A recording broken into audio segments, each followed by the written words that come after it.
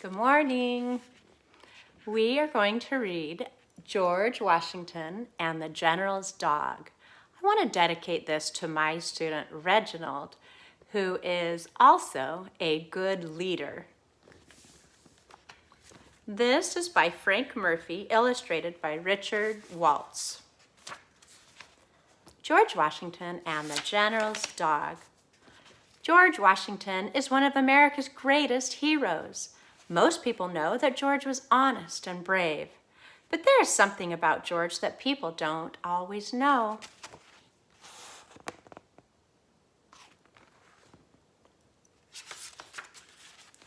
George Washington loved animals. George learned to ride horses as a boy. Sometimes he rode into town. George rode fast, but he never fell.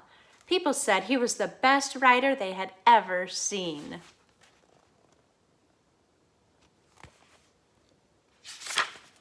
When George grew up, he moved to a farm called Mount Vernon. Every day, George checked on the horses and hogs. He checked on the oxen, mules, and sheep, but he spent most of the time with his dogs. George had a lot of dogs. He owned 36 dogs in his lifetime. He took them hunting. He played with them. He even gave them cute names like Mopsy, Sweet Lips, and True Love. Sometimes George spoiled his dogs. He let them run around the house. One day, George's wife Martha cooked a ham for dinner. George's dog Vulcan jumped up and stole the ham right off the table.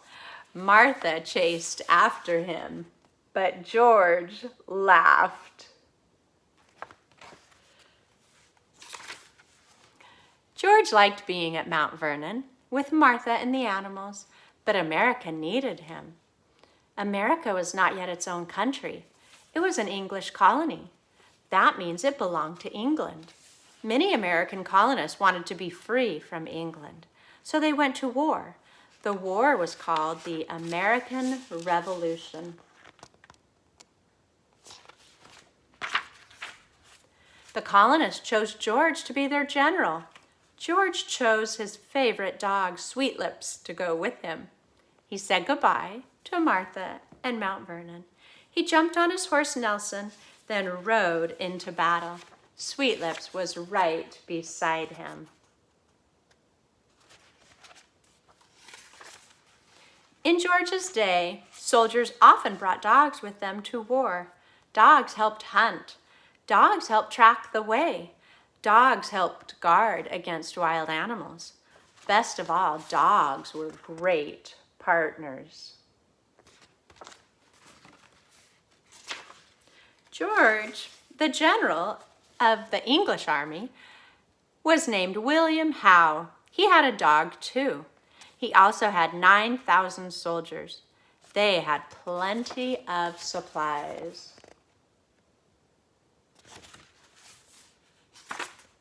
George did not have nearly as many supplies. Sometimes his soldiers were cold. Sometimes they were hungry, but they did not give up.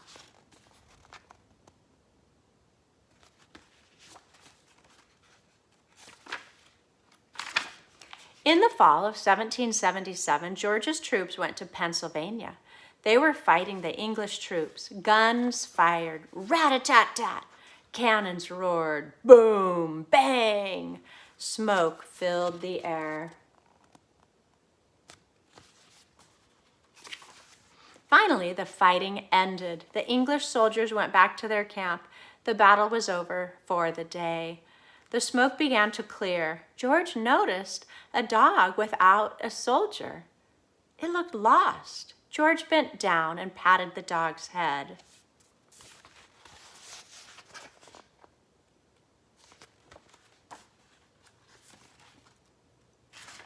The dog followed George back to the colonists' camp. He wagged his tail. Whose dog is this? George wondered.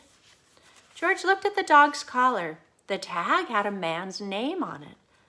That name was William Howe. William Howe! George couldn't believe his eyes. William Howe was the enemy.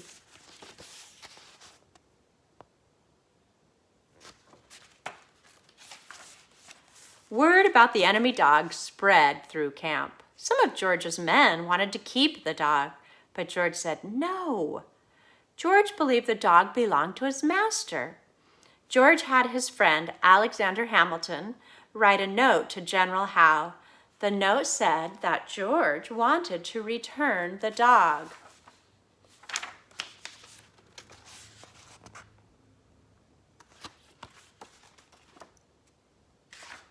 Both sides raised white flags. The white flags meant no one could fight. George's soldiers walked the dog across the battlefield. They gave him back to General Howe.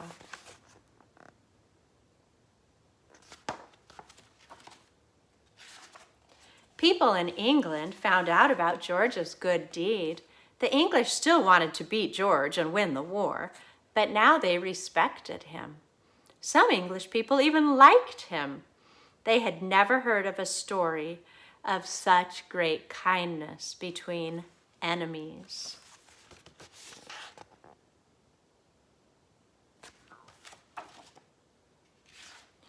In 1783, America won the war against England. America became its very own country. George Washington went home to Mount Vernon.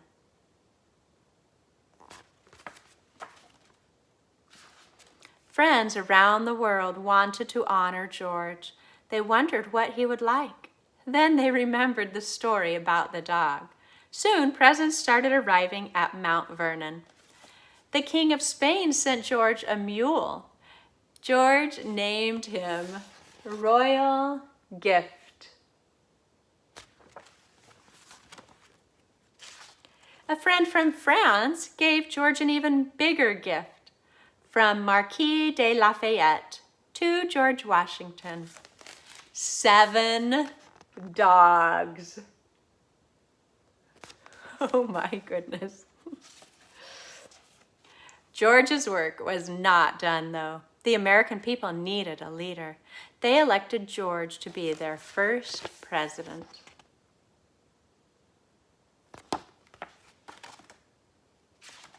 People all over America loved their new president. They cheered when he rode by in his carriage. They knew it was him because his 6 white horses always led the way.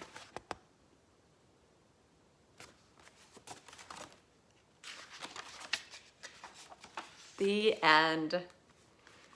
Remember, like George Washington, be a great leader and be kind, even to your enemies. It's cool to be kind. Hard work makes you feel good. And ask, what can I do to help? Have a great day. Ciao.